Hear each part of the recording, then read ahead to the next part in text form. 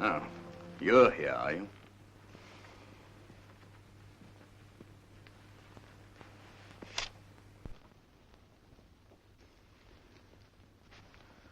Emilie, you promised...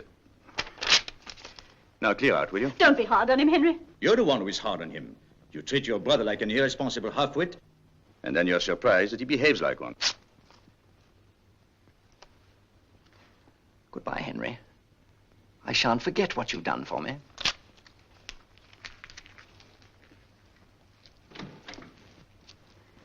You're so unkind to him, and the poor boy's in such difficulties. Entirely through his own fault. I sometimes think he's the only person in the world who still cares for me.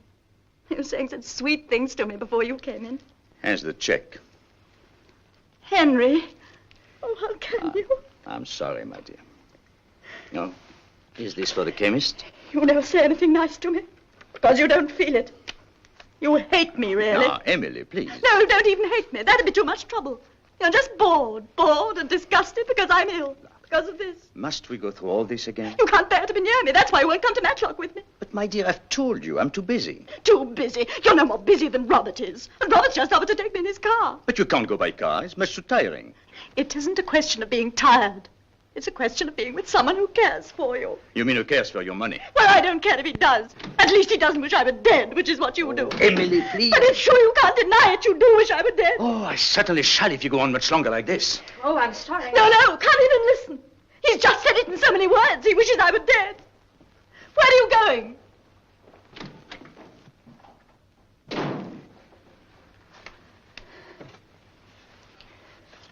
Oh, he's forgotten Janet's birthday presents. Go after him, will you?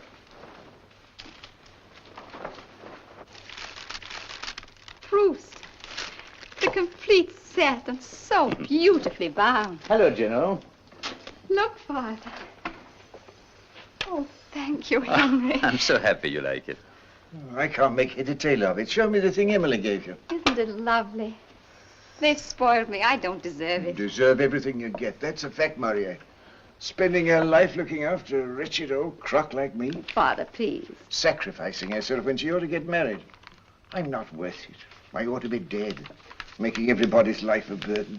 Now this girl of ours is going to leave us. Oh, don't worry about it, Father. It'll be all right. Very pretty. What news of Emily? That's what I came to talk to you about. Will you do us both a charity and come to lunch with us tomorrow? I'd love to. But why is it a charity? Blessed are the peacemakers, and we are in need of a peacemaker. Oh. What's it all about? The usual thing. What, women? Father, please. In this case, it happens to have been something else. All right, take me out. It's time to go and feed the dogs. I began it, I'm afraid, by objecting to her brother. That made Emilie object to me, violently. After which we both lost our tempers. Utterly senseless, of course, but then such is life, unfortunately. It needn't be. No, I suppose not. If I were a little less impatient. And Emily could be more understanding. Then each of us would be somebody else and would live happily ever after. Meanwhile, you'd think that a woman who's been married for the best part of 20 years would come to share her husband's tastes, wouldn't you? Why, yes, of course. Well, the first time I showed Emilie a modern painting, she said it made her feel sick. That was when we were engaged. Now, the last time I showed her one, which was about 3 days ago, it still made her feel sick. That's what you call intellectual companionship. Luckily, there is somebody who understands what I'm talking about. I'm thinking of the first time I saw a modern painting. When was that? When was that? Do you happen to remember a young woman who came back from India just before the war? Oh, yes. A very charming and beautiful young woman. That's neither here nor there. The point is that she was an ignorant little fool, and you were very kind to her. You opened a door, and there were all the things she'd only heard about. Painting, poetry, music. It was like a revelation, like a conversion. Dear Janet.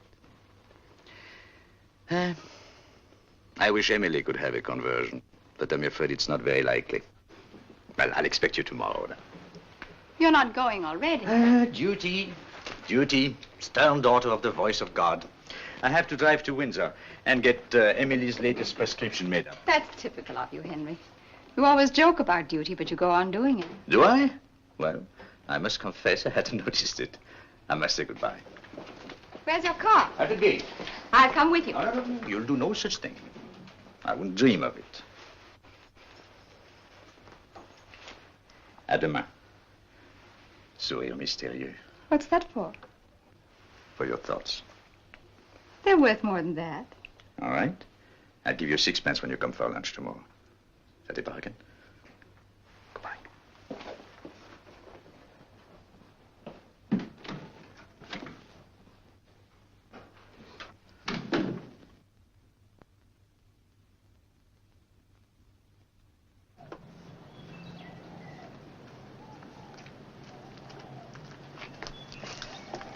We'll go to the chemist's first, Captain. Yes, sir.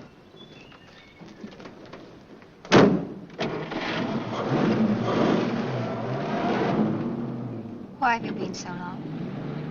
Couldn't help it, darling. I had to give Janet her presents. It's her birthday. She must be awfully old, isn't she?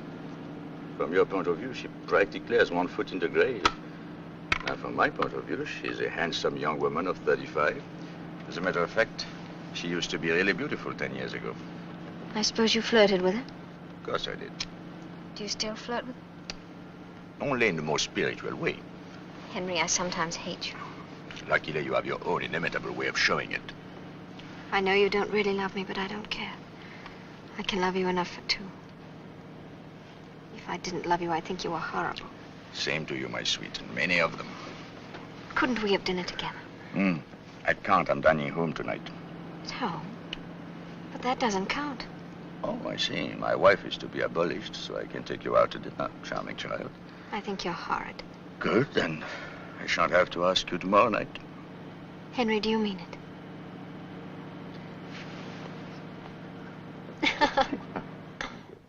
He's got no right to treat Robert like that. No right at all. But, my dear, you must admit that Robert's a bit, well, irresponsible. Well, at least Robert's got a good heart. Henry never thinks of anybody but himself. You're being unjust to him, Emily. You haven't been married to him for 18 years.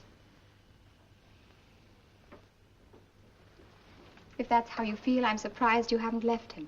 And see him trotting off with another woman? No, thank you. But if it would make him happy. That's the best possible reason for not doing it. Emily, I don't know how you can be so unforgiving. Why don't you let him go? Do it for your own sake. For my sake? It isn't good for you to feel so bitter and revengeful. No wonder you're ill. Rubbish.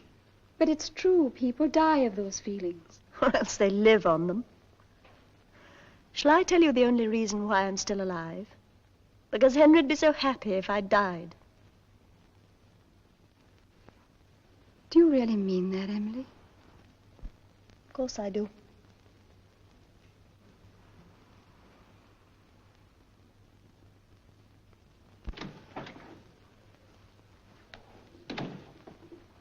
You're early, aren't you? It's my afternoon out. And by the way, you don't mind if I'm a little bit late getting back this evening, do you? My sister's giving a party.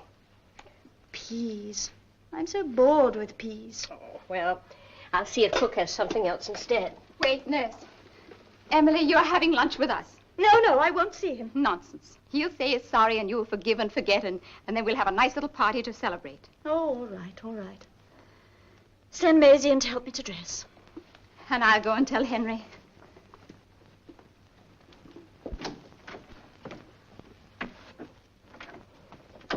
Thank you. Oh, that poor Mrs. Morié. She's terribly ill, isn't she? Oh, it isn't her health I'm thinking about. It's, well, you know. Miss Spence, I could tell you things that would make your hair stand on end. Sex. That's all they think about. Who do you mean? Men. I wouldn't trust any of them. And a Frenchman into the bargain. Does Mrs. Morié suspect?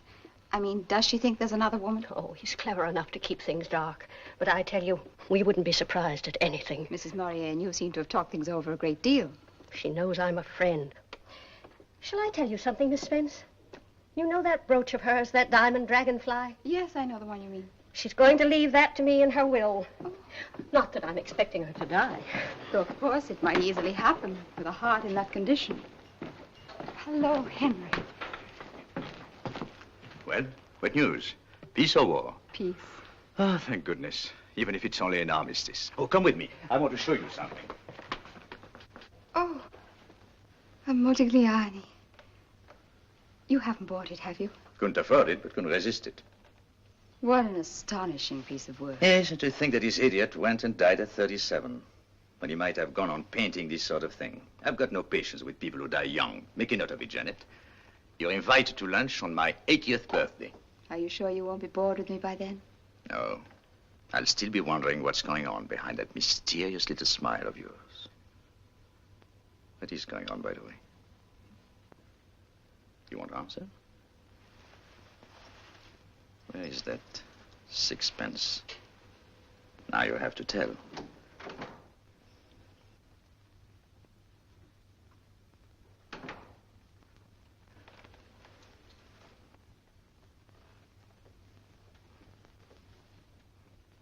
My dear, I wouldn't eat those red currants if I were you.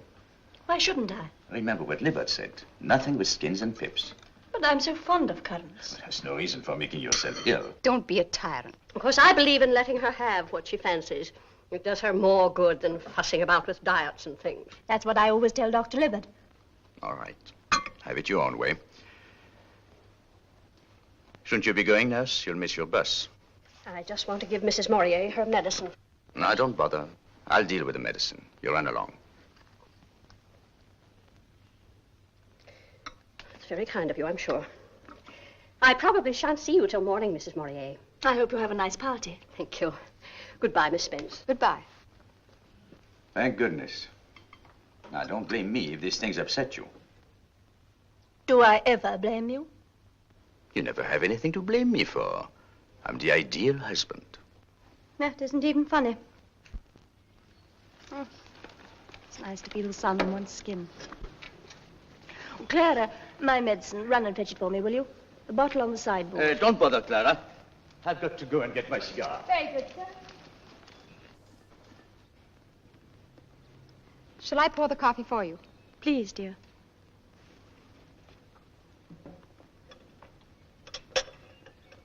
You take sugar, don't you? Rather a lot, please. Libert always gives me the most evil-tasting concoctions. 3 lumps. That ought to take the taste away. And here's 1 in the saucer. Coffee for you, Henry? And no sugar. Thanks. Here you are, my dear. Thank you.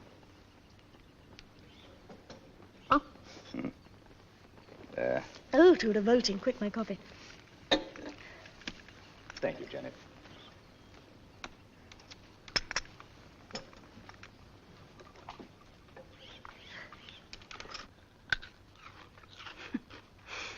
You know, I used to get punished for this when I was a child.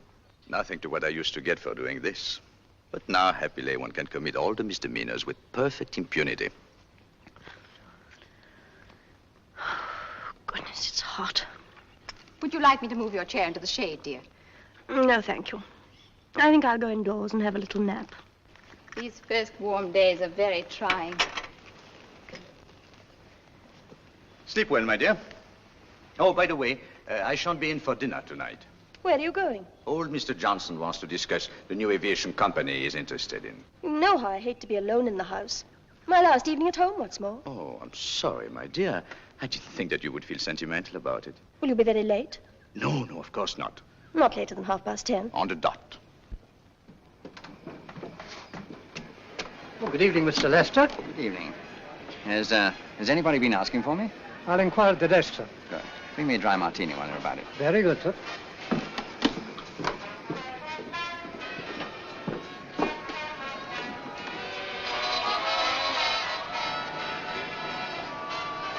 Horrible, isn't it? There ought to be a law against those things. Don't you think so? I don't know. Do you like music? Not much. You don't? That's bad. Nothing for you at the desk, sir. Mm-hmm. You brought only 1. You can easily fetch a second. No, thank you. Thank you, sir. Teetotaler as well as a music hater. Added to all this, you appear to be practically dumb. Now, there's a good deal to be said for dumb women in every sense of that ambiguous word. In the first place... Hello. Sorry I'm late. I'm so glad you've come. There's a man here who's been bothering me. What? No, Henry. Your eyes do not deceive you. 'Tis indeed your irresponsible and half-witted brother-in-law. Won't you introduce me to this charming young person? Doris, this is Mr. Robert Lester. Miss Mead. How strange life is, Miss Mead, to think that you're practically a member of the family. I must tell Emily about this new addition to the domestic circle. She'll be delighted. Excuse me, Doris.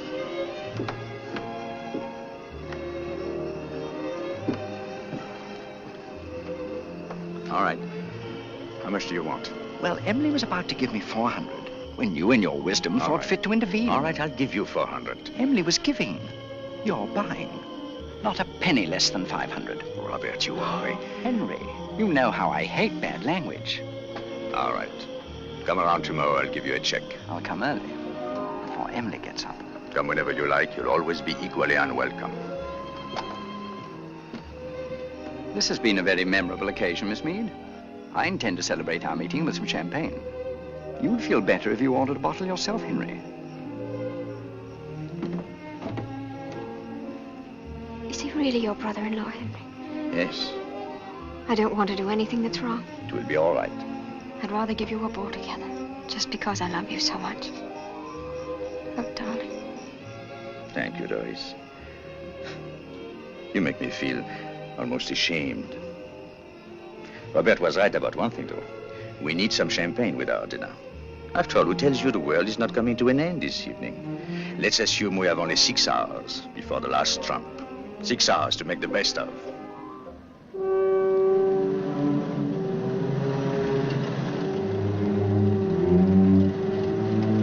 Good night, McNabb.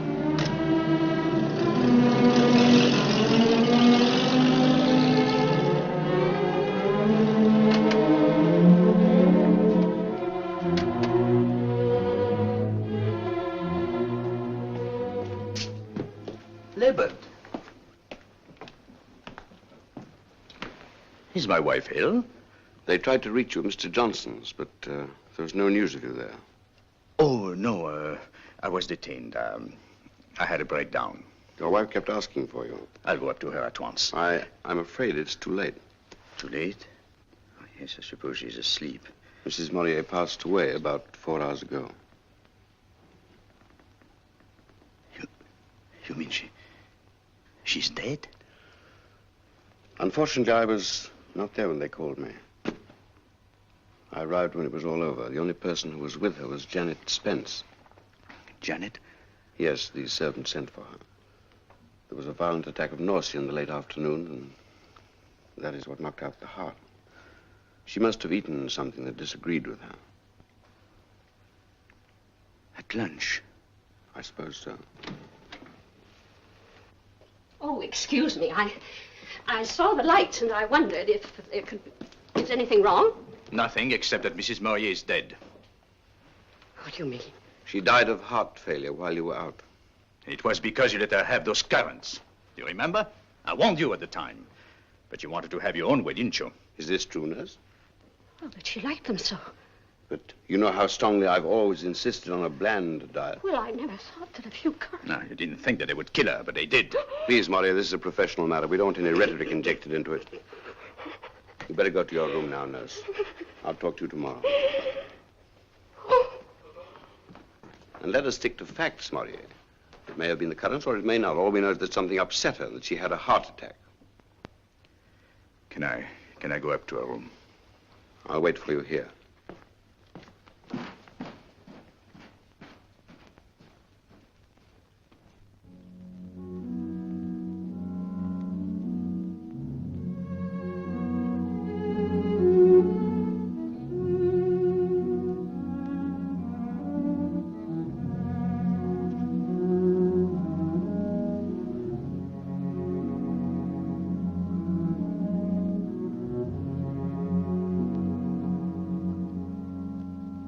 I've been nursing for 20 years, and this is the first time anyone's ever had anything against me.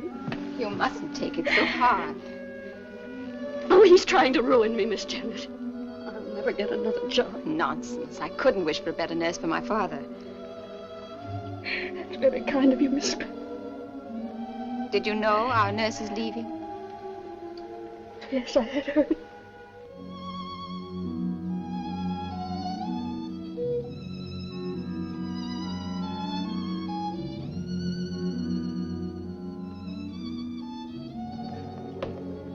I admit she's a good nurse. I'm the first to admit it.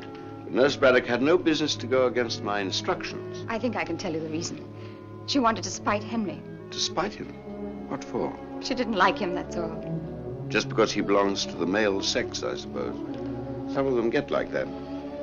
Janet, I'm so thankful you were with Emilie at the end. Yes, I think it helped her.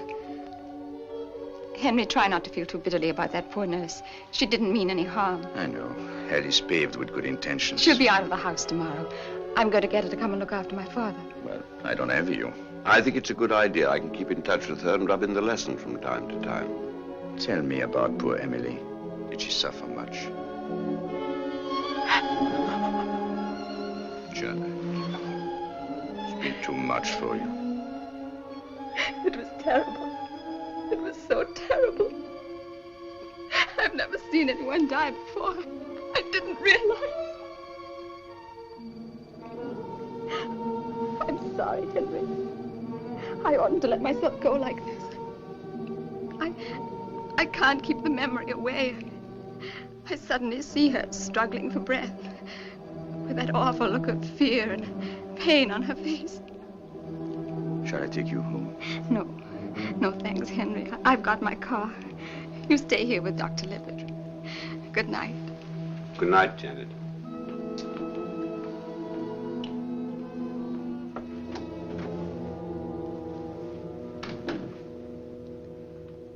There's nothing to say, of course. Just platitudes that don't mean anything. One talks in one universe, one dies and suffers in another. I found that out when Margaret died. You two were very close, weren't you? We were married nearly 30 years. 30 years. And yet, it isn't the time that counts. It's what you feel, what you are. Remember Emilie as she was then? Margaret used to say she looked like the princess in a fairy tale. Shall I tell you where I was this evening? It seems sufficiently obvious. Suppose you think I'm pretty contemptible, don't you? I never thought of that. But I feel extremely sorry for you sometimes. Being born with a lot of money. It's no joke. Heaven knows it's dreary work having to earn a living, but at least it gives a certain purpose and direction to one's life. Whereas a rich man, a man without a job or a family to support, he can afford to live discontinuously, if you see what I mean. Without any purpose but his own tastes and appetites. In other words, he can afford not to be a real human being. Do you think I'm capable of changing? At this moment, yes. But it's easy to be heroic at times of crisis. What's difficult is to behave even moderately well at ordinary times. The question is, how much will you want to change a month from now? Am I as weak as all that? I simply don't know. Wouldn't surprise me if you were. Wouldn't surprise me if you weren't. At 56, I've stopped being surprised at anything. Well, I must go to bed. I've got a heavy day tomorrow.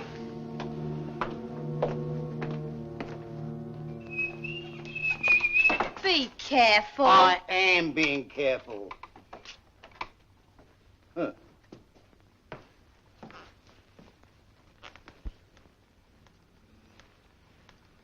It's a speaking likeness. I'd recognize it a mile off. Oh, I'll give you such a smack in the face for that. Good afternoon, miss. What is going on? Where's Mr. Morier? Didn't you know, miss? He's gone. He's gone to Cornwall. How very odd. He didn't say anything to me about it. He only made up his mind yesterday. All of a sudden. Clara, he says to me, I need a change. So I says to him... Did he say would he be back? No, but we're having the whole house repainted. You know how long that takes. And anyhow, Cook and Maisie and me have got 3 weeks off from tomorrow. Oh, lucky beggars. Wish I could have 3 weeks off. Come on, Jenny. What a sky. Isn't it wonderful? But you're not looking at it. No, I'm not. Volupté, fantôme élastique. Oh, stop it. I hate it when you talk French. I'm afraid you'll have to learn to put up with it. For better, for worse, in English and in French. Till death do us part. Darling, how much do you love me? How much? Let's see. I would say about 17 times as much as I love English cooking. No, this isn't a joke. You're perfectly right. English cooking is a tragedy. That's why we're starting for Paris tomorrow. Paris? Do you mean it? Unfortunately, I've got to pick up some papers on the way up to London. You mean at your house? Good. Then I'll have a chance of seeing what it looks like. No, you won't. You're going to wait for me at your Aunt Nellie's. But, darling... I don't want anybody I know to see us together. Not until we're back from abroad. You know as well as I do how they talk. But the servants are away. You told me so yourself. I know, but the house is full of painters. Not on a Saturday afternoon. And tomorrow is Saturday. Please let me come and have a peep at it. Please. All right. Thank you, darling. Don't thank me. Thank yourself. Ce que femme veut, Dieu le veut. A woman's will, heaven's will. You know, I can't help feeling rather nervous. What about? About meeting your friends. About being Mrs. Hένρι Μοριέ. Sometimes I wish we could keep it a secret forever. That would be romantic, wouldn't it? You see, I left school when I was 16, so I don't really know anything. And look at the sort of people you go out to dinner with. Judges and admirals, authors. And then me in the middle of them. What do you expect me to do? Don't do anything. Just be. That's good enough. But after all, I'll have to say something. What on earth shall I say? Well, ask them what they think about the Einstein theory. Henry, you're a beast. You might at least pretend to talk to me seriously. After all, you've talked seriously to other women. Which other women? Miss Spence, for example. You're serious with her, aren't you? Oh, am I not? That's precisely why I married you, not her, which shows that there is something more in marriage than an ability to make polite conversation.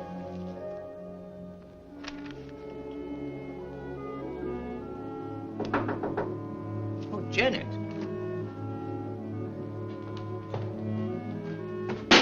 Lost these painters. Well, what a pleasant surprise. I thought you were in Cornwall. I had to go to town unexpectedly, so I took the opportunity to do a little burglary on the way. Without letting us know you'd be here. I'm just driving through. How did you know I was here? I saw the light. Oh, and here you are. Well, I'm delighted. Now, let's see.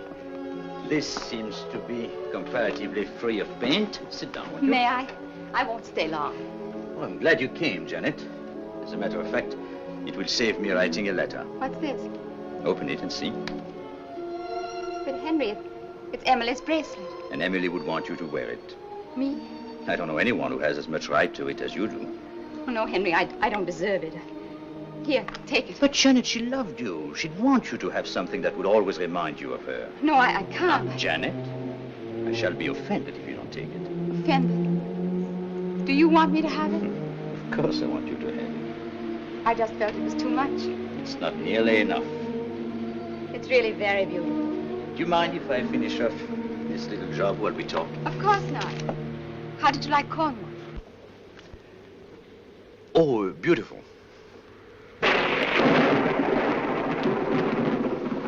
I love thunderstorms, don't you?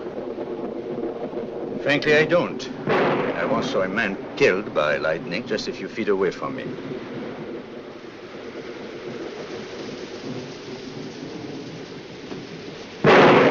Goodness, this is like the overture from William Tell.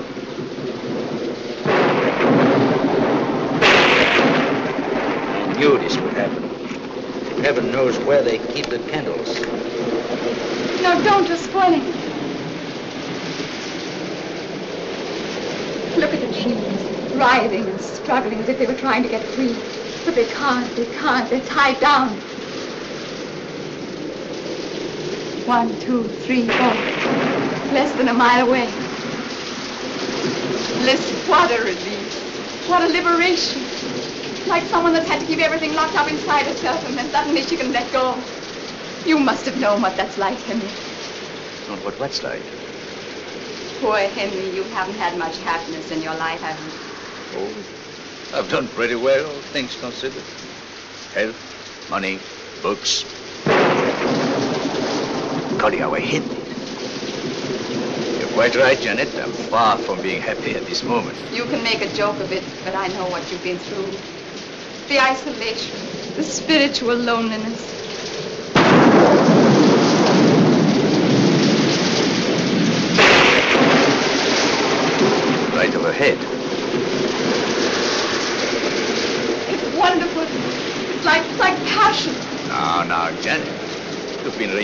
novels.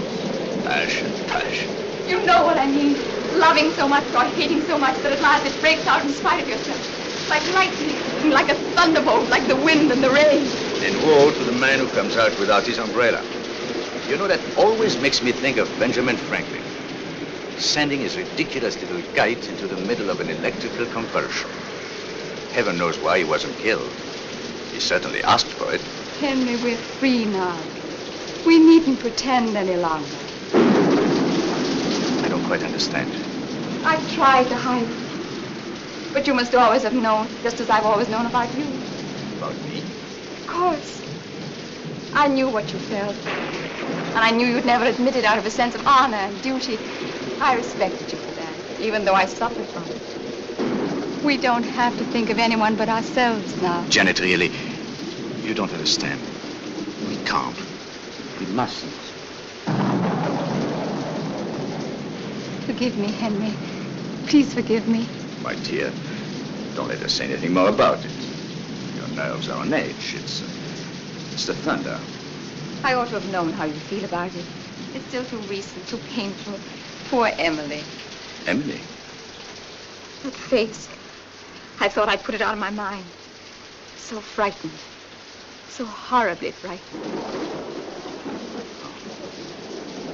And I talked about us. No wonder it upset you. Can you forgive me? Listen, Janet, I think I ought to tell you. While I was away in Cornwall... What happened while you were in Cornwall? Well, to cut a long story short, I got married. You got married? Yes. It's someone you don't know. As a matter of fact, I've only known her for a few months. But I'm sure you'll like her when you meet her. Of course, she is rather young. Only about 18, as a matter of fact. Quite a baby. 18? Yes. It's absurd. So, you see, she has plenty of time to learn. What are you laughing at? Oh, nothing in particular. Janet, we're still friends, aren't we? Of course we are. Better than ever. Nothing like a good joke to bring people together. A joke? You didn't think I was serious, did you? No. Oh, of course not. Well, I must be getting home. I'll take you in the car.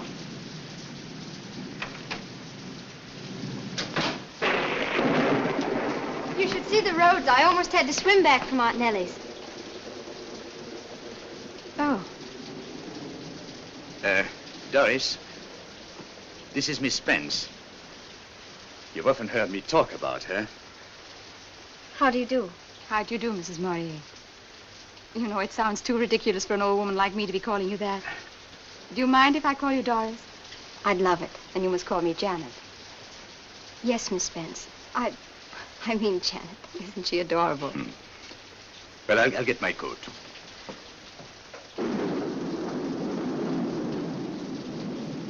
Tell me, Doris, are you very, very happy? Yes, I think so. You only think so? No, I don't mean that. I'm sorry. Let's talk about something else if it upsets you. But I am happy, really and truly. It's just that... Well, I'm not very clever, and Henry seems to know everything, you know, about art and things. Art and things? Oh, you sweet child. Well, here we are. I shan't be long, dear. Henry, please let me go with you. No, you stay here and change your shoes. But I don't want to. What's the matter? You afraid of the dark? No, afraid of something else. Can't you feel it, Henry? You must be very insensitive. Feel what? She's still here, isn't she, Doris? All right, come on. Let's go to the car. Well. Married, eh? Sensible fellow. High time this girl got married, too. You give her a talking to, Murray. Father. I'll do my best. Well, where is she? Take off that ridiculous hat. That's better. It's your mother when we were first engaged, the living image of her. Turn around. Yes, definitely so. Do you remember the picture of her in the riding habit? It's the thing she was wearing when I saw her first. Don't you ever ride anything but a habit, my dear. Women aren't the right shape for breeches. Whereas in a riding habit, well, a man could still have illusions. What's life without illusions? Nasty, solitary, brutish and short. Women's legs are shorter even than life. Let's see you without that hideous mackintosh.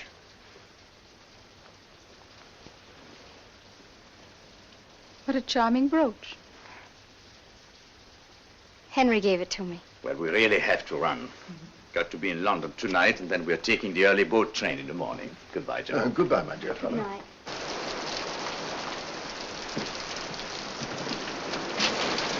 Good night, Henry. Good night. Good night. Good night.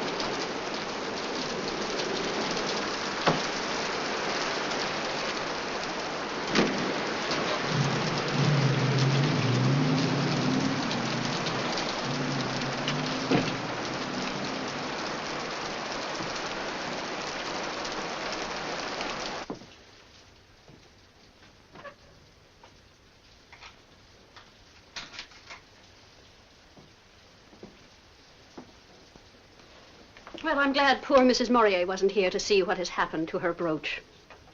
Your brooch, really? I was a fool to think I'd ever get it. You don't get diamonds for friendship. He told me he'd known the girl for several months. That means that even while poor Emily was alive. Pigs, that's what they are, every one of them. I tell you, they've got no shame, no decent feelings. And now, when she's scarcely cold in her grave... Must have been a great relief to him. You mean when she died? Seeing that he wanted to marry the girl. Who tells you he didn't have to marry her? I'd be ready to bet on it. And it was lucky for him when poor Emily died when she did. Just at the right time. Just at the right time. Miss Spence, you don't suppose... Suppose what? Why wouldn't he let me give her her medicine? Well, you're not suggesting... But that's ridiculous. That stuff he brought back from the chemist's. What stuff?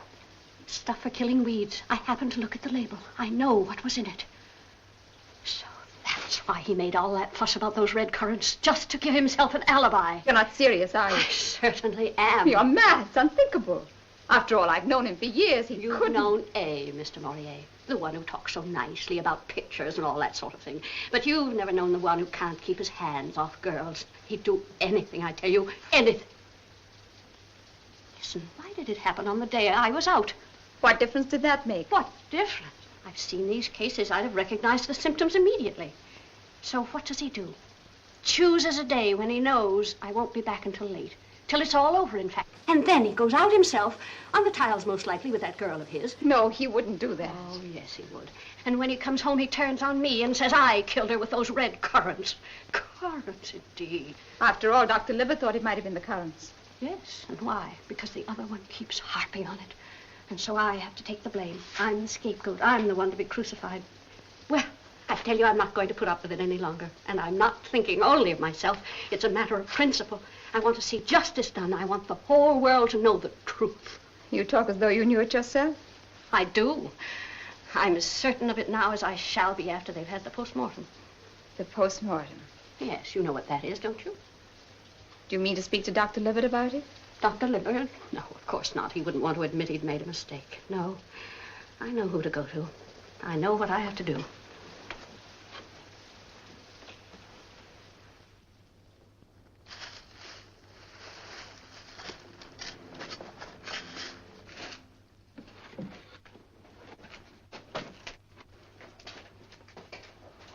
It's horrible, digging up somebody after they're dead.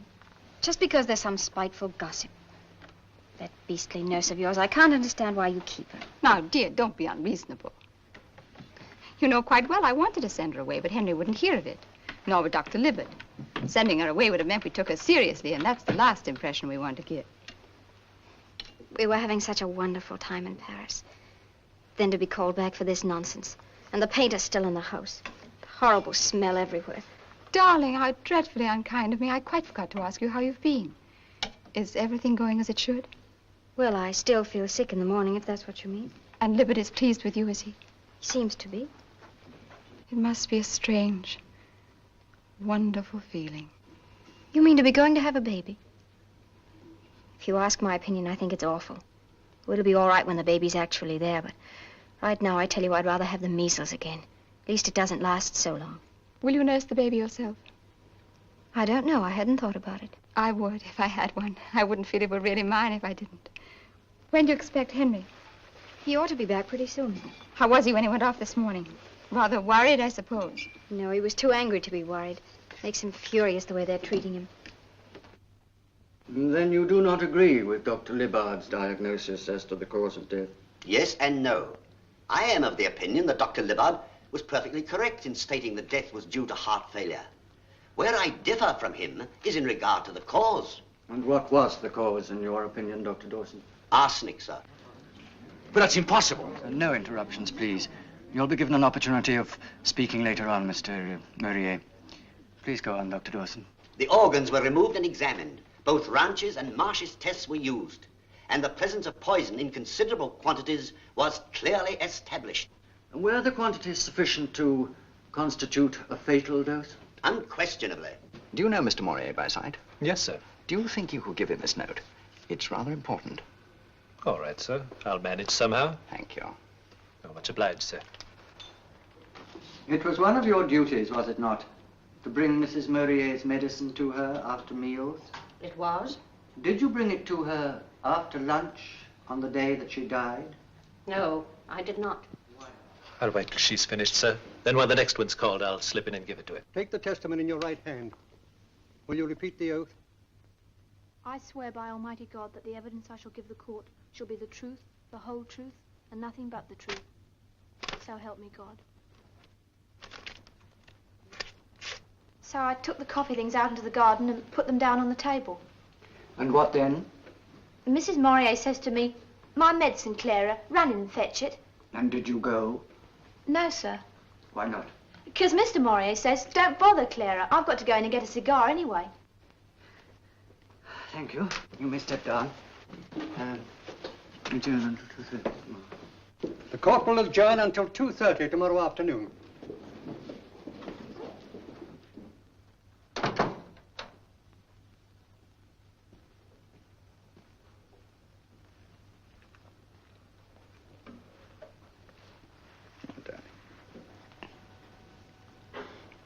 It's too terrible. Yes, it's terrible because it's impossible. And yet it's happened. It's all my fault. I oughtn't to have let you love me. I knew we shouldn't have done it. But I cared for you so much. Darling, if they do anything to you, I shall kill myself. Don't talk nonsense.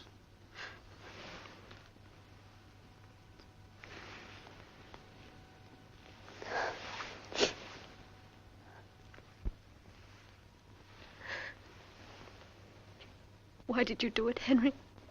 Why did you do it?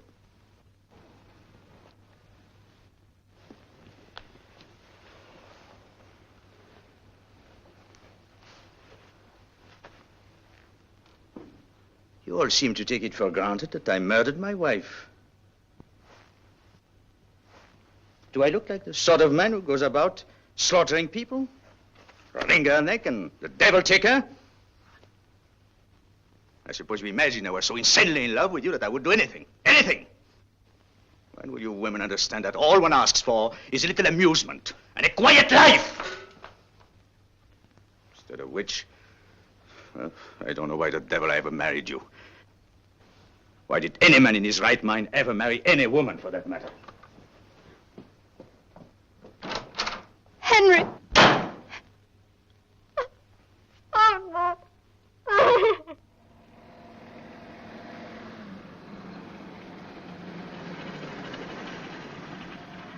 Morié!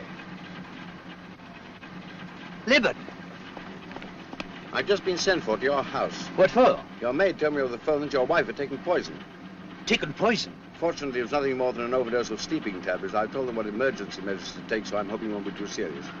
Get it.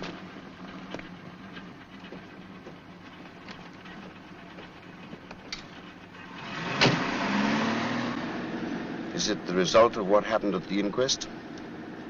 Yes. Yes, that and other things. I got angry because she took it for granted that that I was responsible for what happened to Έμιλι. I said a lot of things I shouldn't have said. I see. Libbard, do you think I did it? No, I don't. Then how did it happen? One of them tries to kill herself. Perhaps the other succeeded. But why? Why? Ask yourself, Morier. If you were a woman, would you have been very happy as Mrs. Henry Morier?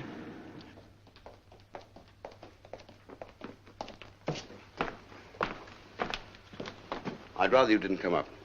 Very well.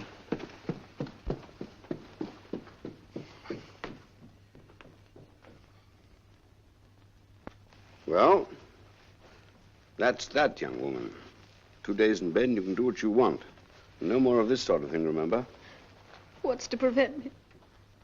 Nothing except your own common sense and common decency. He doesn't love me. I don't want to go on living. Well, who cares what you want? Who's interested in your beastly little emotions? Why not think of somebody else for a change? I think of Henry all the time. No, you don't. You think of yourself in relation to Henry, which is a very different proposition. Thank you, Macy. You may go. And remember, if you wake up in the night with cramps in your intestines, don't blame Henry. It's your own fault entirely. There. You're quite right, Dr. Libbert. It was wrong. I promise I won't do it again. Good girl. No, I'm not good. That's why all this is happening. Tell me, how can I help you? Well, in the first place, you must believe in him. Through thick and thin, in spite of everything. That's the first thing. Then whatever happens, you must be strong and calm. No tears, no harrowing scenes. They're just an indulgence, that's all. Some women cry as easily as a pig grunts. They enjoy it very nearly as much. So don't do it. Don't do it. And finally, remember you're going to have a baby. That's probably the best thing that ever happened to Henry. So for goodness sake, don't let's make a mess of it. See who's here?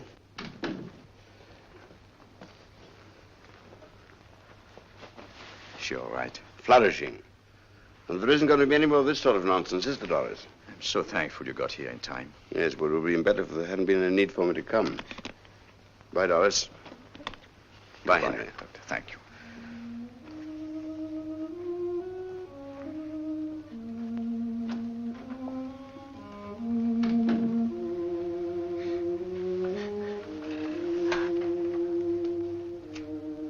Can you forgive me, Doris?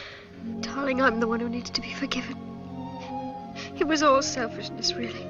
I see it now. I was trying to spite you, trying to get my own vet. I began it, I'm afraid. I ought to have known better. At 18? To think I tried to kill myself. And everything so beautiful, so mysterious. Even that fly on the ceiling. Even that silly old doll you tore to bits. And this. How wonderful it is simply being able to move from one place to another. It's empty here. It's empty there. Just think if there were no emptiness. If everything was so jam full that you couldn't move, like in a coffin. That's death. That's hell. Oh, darling, I was forgetting. Before you came back, I rang up the Imperial Airways. There's a plane leaving Croydon in the morning. This is Friday. There's the whole weekend in front of us. We could be in Africa before they found out, or in Turkey, or... Henry. You still believe I did it? But I don't. Then why did you suggest I should run away? Oh, I made a fool of you. I made you angry. It's only because I love you so much. Because I was so terribly anxious in case you couldn't make them understand. Shall I tell you something? I said a very stupid thing this afternoon. I said I didn't know why I ever married you. Well, perhaps I didn't know it then. But now I do know. I know very well. Why? Because I love you. Oh, darling.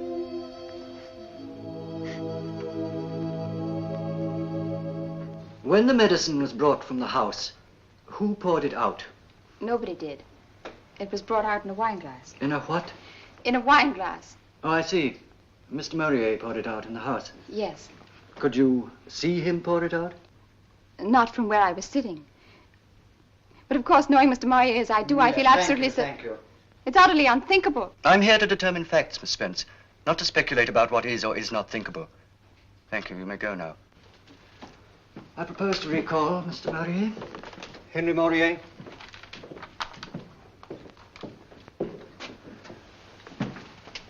And we now come to a rather painful subject.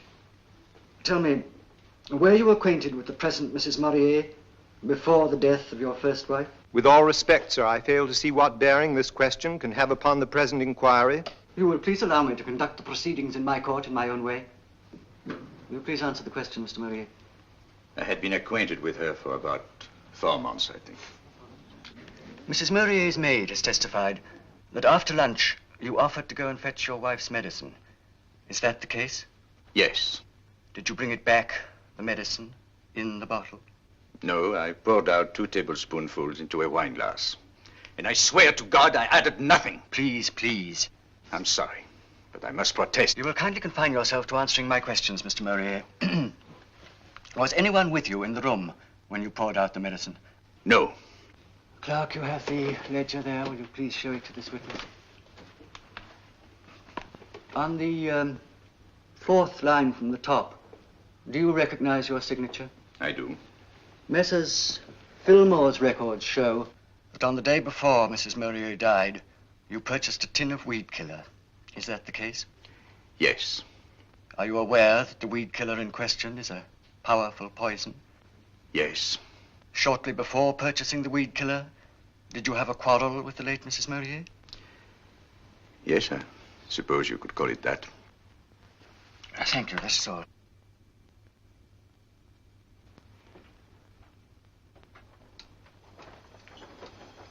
Well, here we are. Sure you won't change your mind and come with us? No. I just start by feeding the dogs. Does you good to be with dogs for a change. Takes your mind off your troubles. Wouldn't mind being a dog myself. Comfortable kennel, free meals, unlimited access to the females of the species, and when you're old, they shoot you. No wheelchairs, no torture, no blasted nurses. One bang and it's over. Put on your things and come with us. Do. No, Father, I'd rather not. It would help you to sleep if you took some exercise. Please. A good brisk walk, that's what you need, dear. And then 5 minutes of deep breathing. I'm a great believer in deep breathing. That and abdominal massage. Up the ascending colon across and then down, up across and then down 40 or 50 times. I used to do it for poor Mrs. Morié every single day. Poor thing, poor thing. Well, she'll sleep easier in her grave after this.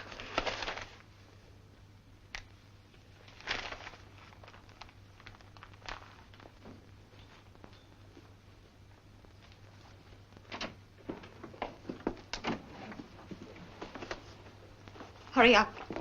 Quick. All right, all right. Have you got your bag of dog biscuits? We'll be back in time for tea. Don't let it get you down.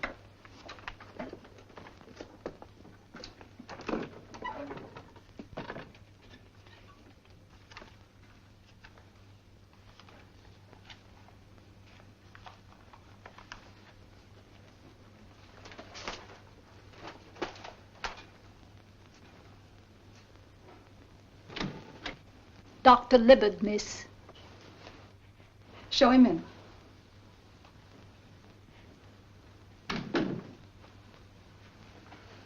I just dropped in to see how things were going along. Father seems very well.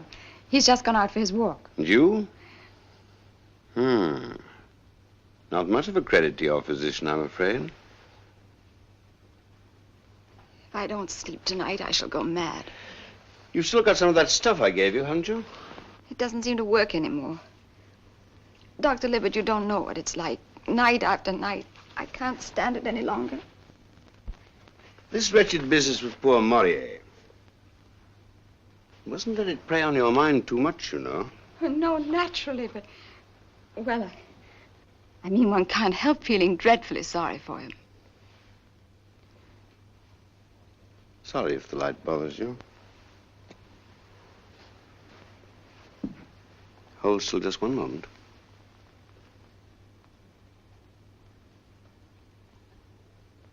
Mm-hmm.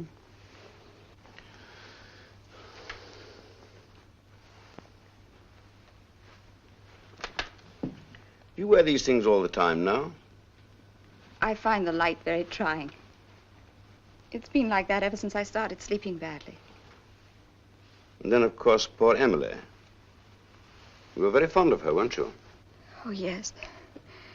Yes, I loved her. Well, wouldn't that account for all your trouble? Grieving over the death of a friend. And what a death. What a death. Suicide at the best, murder at the worst.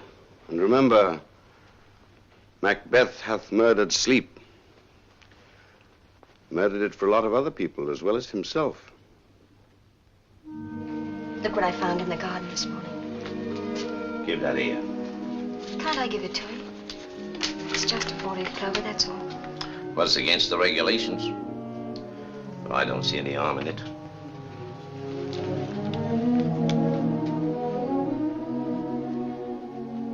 You think it's awfully silly, don't you? Silly to love someone. It's the only thing that makes any sense. How does Libet think you're getting on? All right. Darling, let's call him Patrick. Call whom? Libet? No, I mean if it's a boy. Oh, I see. And if it's a girl? Well, what about Belinda? Oh, no. No, there I draw the line. But it's such a pretty name. Do you see me running after the child in Kensington Gardens and yelling, Belinda, Belinda? There are limits, my dear. We're taking certain things for granted, aren't we? Darling, you mustn't say such things. After all, you haven't done anything wrong, so what can they do to you? Besides, you've got your 4-leaf clover now, and we won't call her Belinda, I promise. But don't imagine that'll prevent you from making an ass of yourself. Any man looks an idiot when he's trying to keep a tiny child in order. I shall roar with laughter and you'll be furious. But then a moment later, you'll be laughing too. It'll be so wonderful, Henry. Will it? Of course it will. Sorry, ma'am, time's up.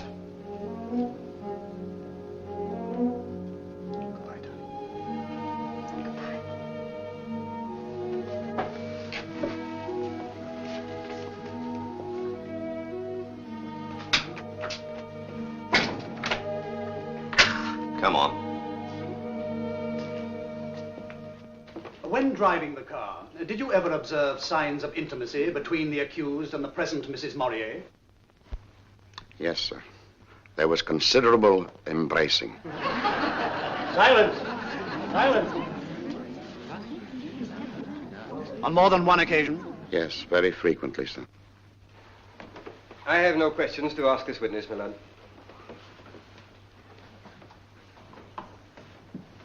Caroline Braddock. Caroline Braddock.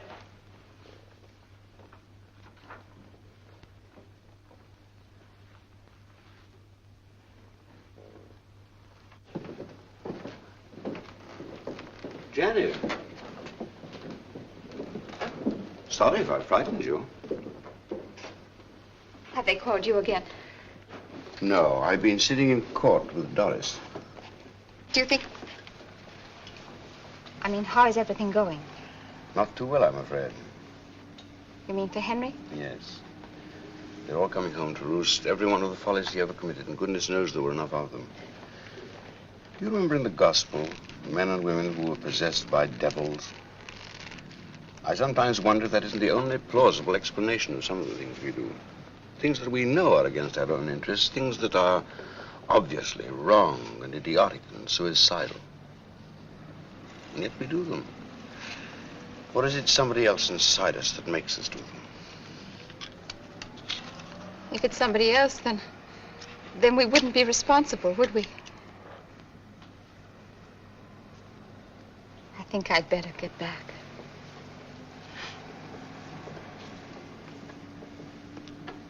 Did the accused and the late Mrs. Morié ever quarrel? All the time. When did they have their last quarrel? On the day before Mrs. Morié's death. Was it violent? To judge from what I heard of it, it must have been. What did you hear? I heard Mr. Morié say he wished she was dead.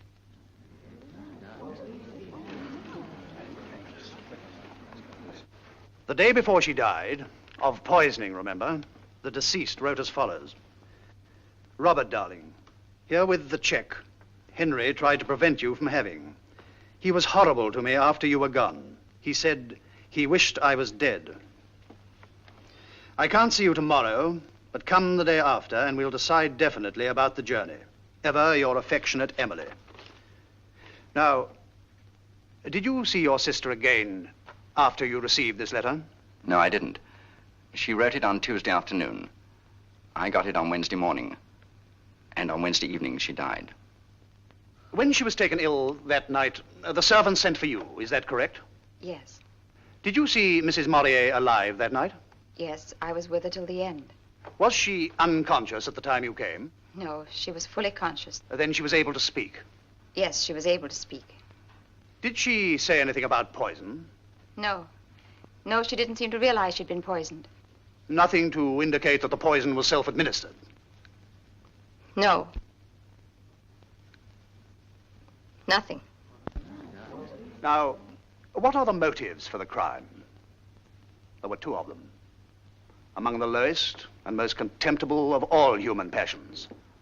Lust and avarice. His wife is rich. She has made a will in his favor. Her life is heavily insured. And now to the lure of money is added the compulsion of another, even stronger passion. When his wife falls sick, what does this man do? Does he sit beside her bed to comfort her? Does he devote himself to alleviating her sufferings? No. He wanders abroad in search of low and criminal distractions. He finds a young and innocent girl. He flatters and cajoles her. He dazzles her with the display of his wealth and fascinates her by his knowledge of the world. True, he denies the fact of his adultery, but nevertheless, he cannot deny the fact of his infatuation. The unhappy invalid at home is unaware of what has happened, and yet how terrible for her are the consequences of that infatuation. Her presence becomes increasingly irksome to him. Her very existence is a threat to his pleasures. More and more, he wishes her out of the way, and at last that wish is translated into action. The poison is bought.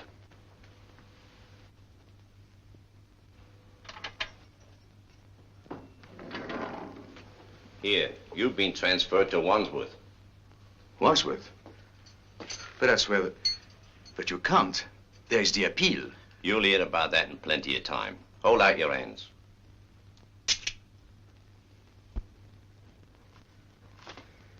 Poor devil. Vengeance is mine, saith the Lord. I never was so glad of anything in my life. But I have some wonderful news for you, Miss Janet.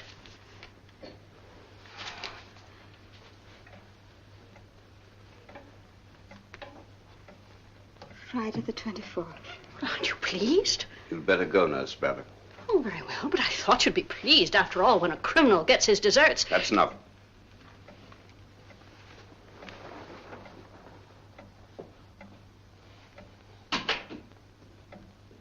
When a criminal gets his deserts.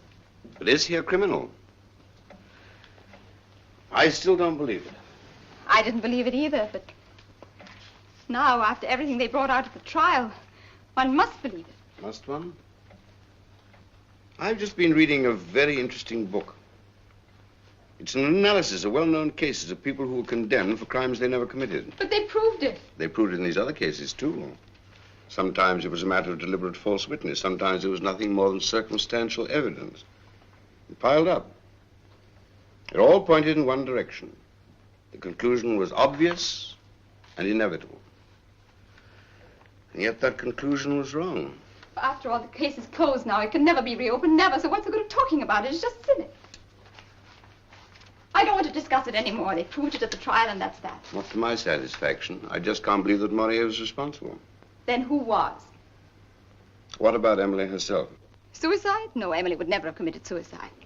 Yet she often complained that she was tired of life. I never heard her say that, never. Neither did Nurse Braddock, if I remember correctly. I must say I was very surprised when she said that at the trial. I don't know what she said, and I don't care. Morié cared, carried a great deal of weight with the jury. Somebody who had been with Emily day and night for the best part of 2 years, and she never heard a whisper of suicide. Yet suicide was the main line of defense. I'm not interested in lines of defense. I'm interested in the truth. I'm interested in justice. And if you're trying to insinuate things, if you're accusing me of telling lies just because... Why'd you let me go on? Why don't you stop me? People don't like being stopped as a rule. You were very fond of poor old Henry, weren't you? Yes, I liked him. I liked him very much. Emily used to say that if she died, you and Henry ought to get married. Married? Him and me? That's monstrous. How dare you? I'm only repeating what Emily said. Talking about me as if I were one of those women of his. One of those... It's disgusting and it's contemptible. I'm sorry, Dr. Libbard. Don't apologize to me. I'm not the one who's got insomnia. What do you mean? We're getting all worked up about Henry's taste in women. It doesn't help you to sleep, you know. You don't imagine I spend my time thinking about that, do you? Well, you were thinking about it just now, quite loudly. Do you ever think about poor Emily? Of course I do. After all, she was my best friend.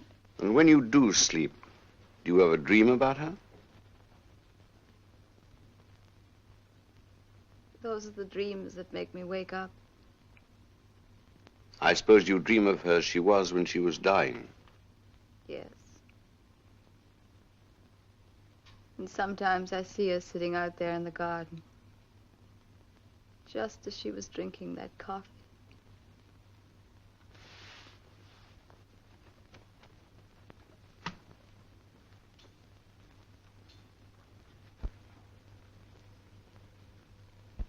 I thought it was the medicine he was supposed to have put the poison into. Yes, of course, the medicine. I meant the medicine. I don't know why I said coffee. Henry didn't give her the coffee, did he? I really don't know. Somebody must have. Anyhow, it's of no importance, is it, seeing that everything's been proved?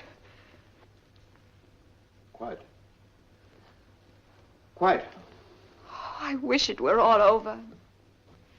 All over? You seem to think this business is like something in the movies, or in a novel. You seem to think it has an ending, at 8 o'clock next Friday week, to be precise. I don't know what you're driving at. I'm driving at some way to make you sleep.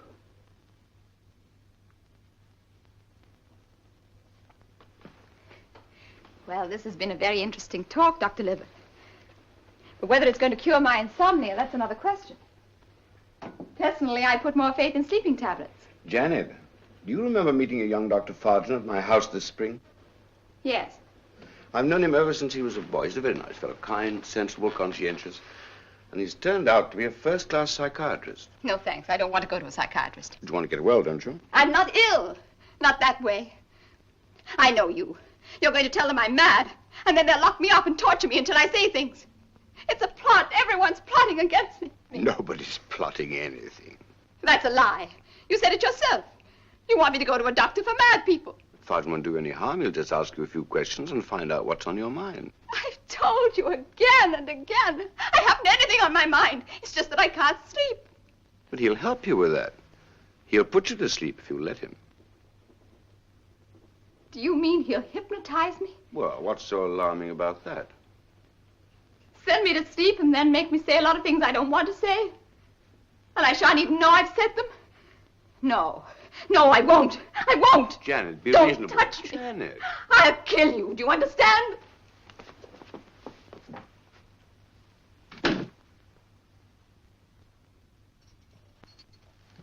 Miss Spence to see you, Morié.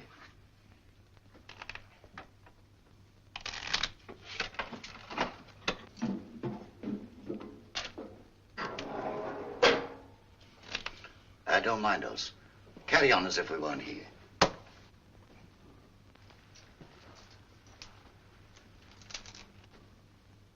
It's difficult to believe that you are quite real. Nothing is quite real anymore. That clock. When one thinks about time, draining away like blood from a wound, and you can't stop it. just goes on quietly flowing until there isn't any more.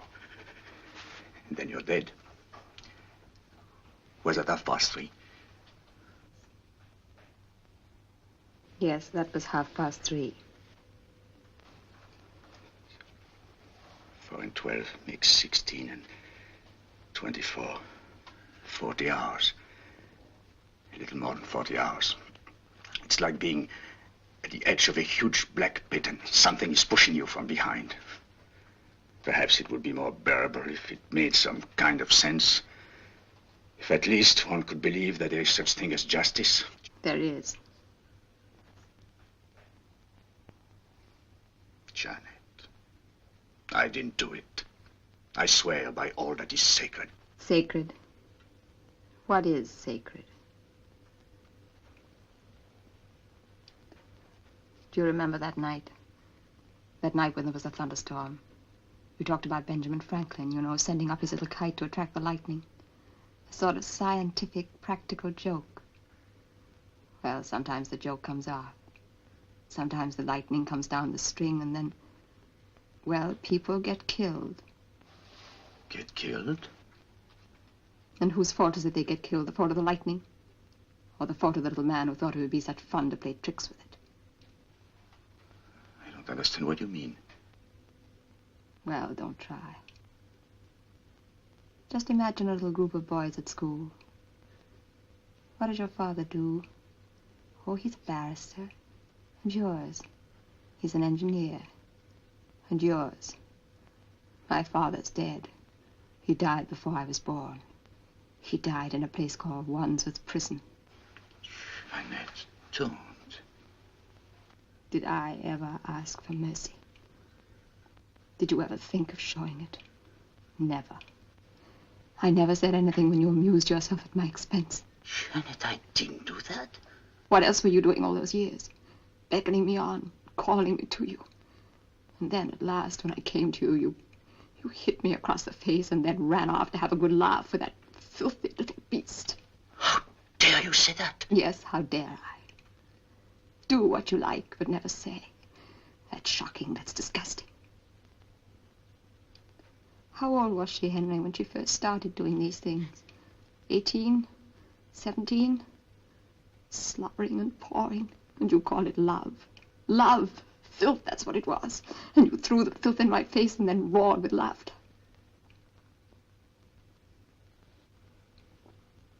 Why don't you go on laughing, Henry? Laugh. Laugh. This is all part of the same joke. Don't you understand? Janet, you don't mean... 40 hours more. That's all. And you asked me to lunch on your 80th birthday. Why don't you laugh? Goodbye, Henry. Janet! Janet! Janet! Janet! Janet! She's the murderer. She confessed. But it's true, I tell you. She told me she just told me. Why don't you listen to me? She was the one. She did it. Keep quiet. But she told me. She confessed. Janet! Janet! Janet! Don't be a fool. But she's the murderer. She told me. But it's true. I swear it is. Let me go. There, that's better now. Sit down. Dare to come back. Make her say it again in front of witnesses. Keep quiet. Let me go. Let me go. Sit down.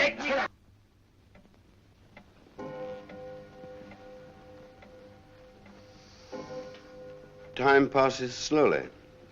Not for him. 8 o'clock at Wandsworth. There, but for the grace of God, goes James Libbard. And there, but for the grace of God, goes Janet Spence. Happily, there was the grace of God. It's still possible to do it, To do what? to have the execution postponed. Why should it be postponed? If some entirely new fact were to turn up, They proved it. the jury thought they proved it. But do you?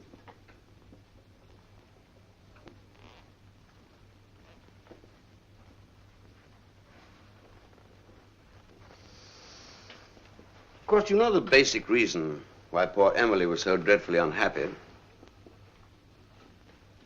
What was that? Because she wouldn't accept the facts as she found them. She was an invalid. She'd lost her looks. She wanted to be treated as though she were young and pretty. What has that got to do with me? That is for you to answer. I'm only pointing out that it's possible to come to terms even with the most terrible facts. Old age, sickness, death. Yes, even with one's own wickedness and folly. Those are just words, that's all. Just words. But they can always be translated into actions. Listen, Janet. I can quite understand you're not wanting to go to sleep until you feel that you're safe. But did you ever stop to analyze the word? Safe from what? Safe in which respect? One can shut the door against one danger and be wide open to another. Look at yourself. You want to be safe from death. But at what price? At the price of feeling guilty. At the price of being driven mad by the sense of guilt. And what then? In your madness, won't you try to do away with yourself? But then again, that's death. You run away from death. And what do you run into? Death. Madness and death. But if you don't run away, if you face the facts, if you accept your destiny, there's something like a certainty that you will escape madness. A very good chance of escaping death. Well, I'll think about it. I'm terribly thirsty. Would you like a drink? Yes, that's a good idea. I'll get one for you.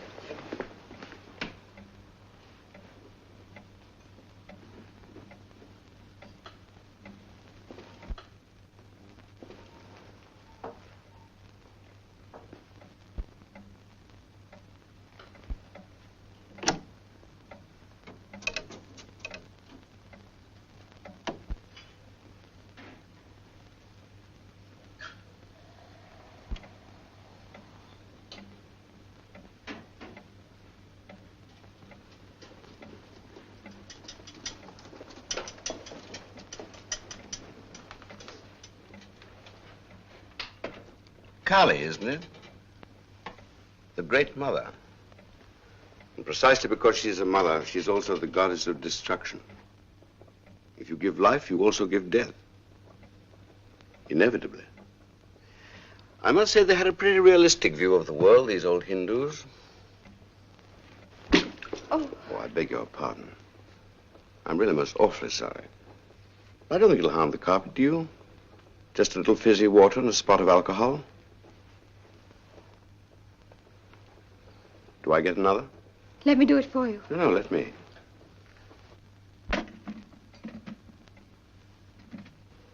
That's Emily's bracelet, isn't it? Yes. I thought I recognized it.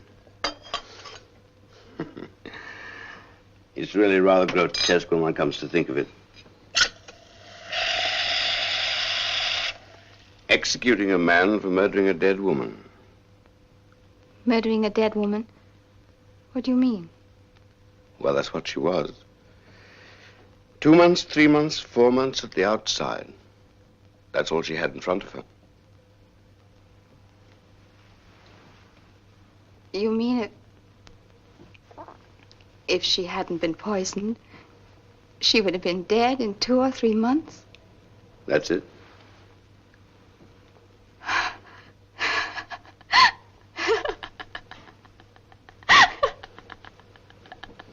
What are you laughing at? I don't know. Nothing.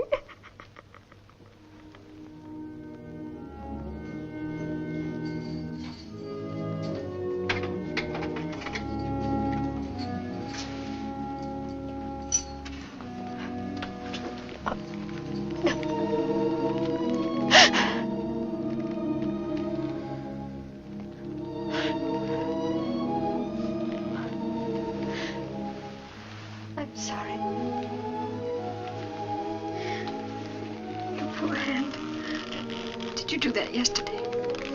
Yes, I did it yesterday. Darling, I want to tell you something. It happened to me last night, quite suddenly, in the middle of a paroxysm of rage and despair. It was like actually hearing a voice, only there weren't any words. There was just a kind of absolute certainty. A certainty? I knew that everything was finally all right. I knew it. It's true. Of course, one's got to face things as they really are. One's got to forget what one would like them to be. Tell me, my darling, have the leaves started to turn? They're all golden now. Even the beech trees. I remember when I was a little boy, walking in the beech woods. I used to pretend that dry leaves were heaps of money, knee-deep in gold, like the Count of Monte Cristo.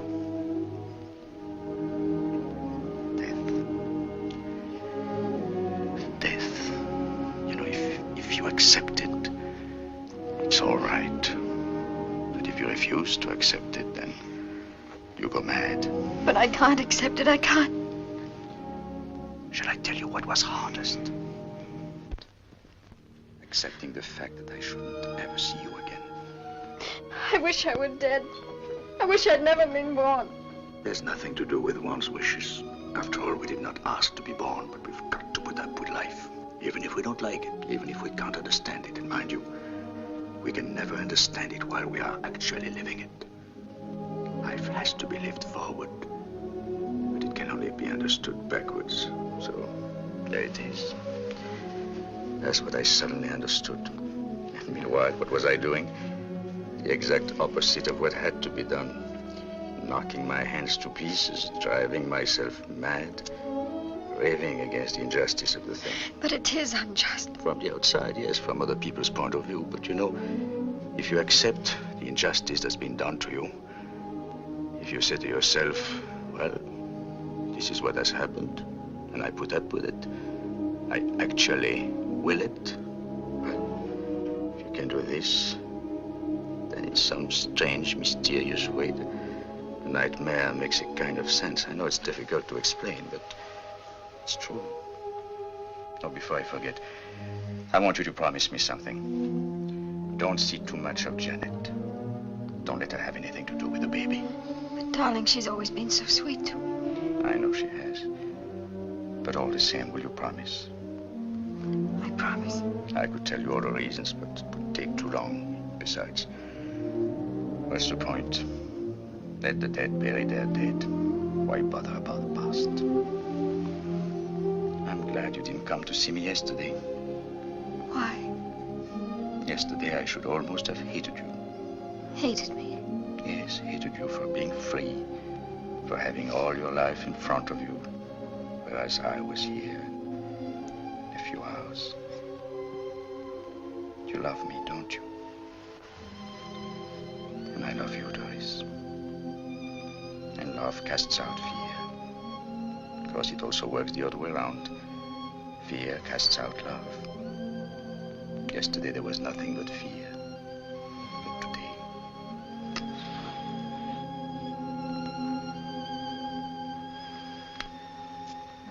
Today it's different.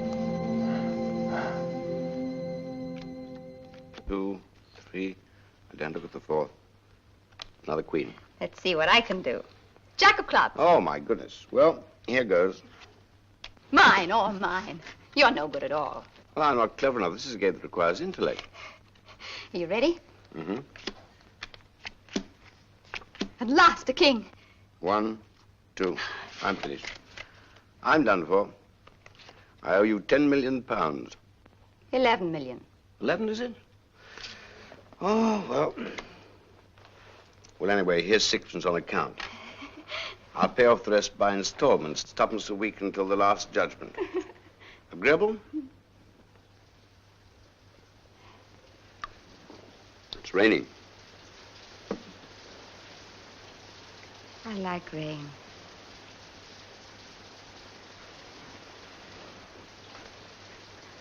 I like it when it rains really hard. When there's thunder, lightning. Oh, that girl. It's too horrible. I hate him. I hate him.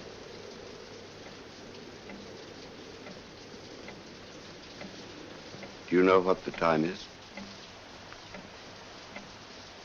Only 2 minutes. 2 minutes. That's all. Then he will be safe. Safe. I'll be safe. They must have got everything ready on the scaffold. A rope, straps. And now they're going down the stairs. There's the governor of the prison, the chaplain. They're walking along the corridor. It isn't far, just a few steps. They're at the door. Someone puts a key in the lock and turns it.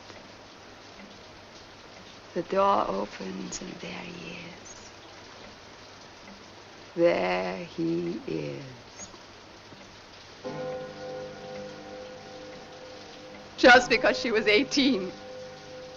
Because of her mouth, because of her skin. Oh, God, God, God, God!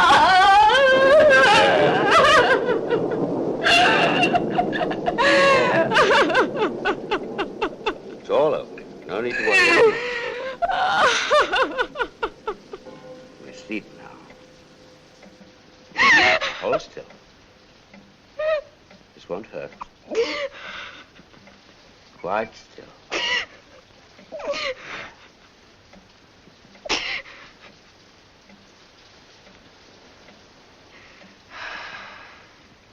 Let yourself go. Feeling comfortable? Yes.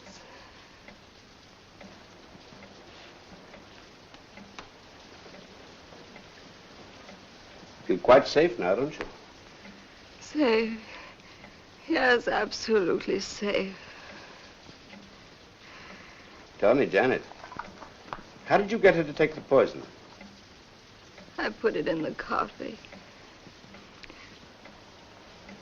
You thought he would ask you to marry him, No, I don't want to talk about it. It's true, isn't it? I can't tell you. You thought that he loved you as much as you loved him. It's too awful, too humiliating. All right. I won't torment you anymore. You can sleep now. Deep sleep. Warm, soft, dark. Like black velvet. Think of black velvet and black fur. No light coming in. No dreams to interrupt you. Just sleep.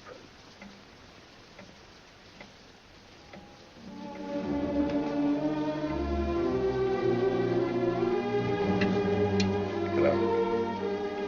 Give me a toll, please. Battersea 6160.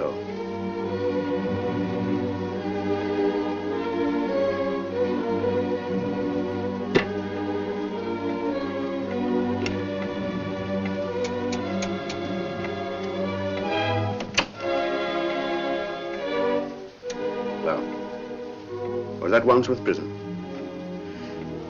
This is Dr. James Libbard speaking. I want to speak to the governor, please. At once. Yes, it's official business connected with the Morié case. Yes, it's extremely urgent. All right, I'll hold on.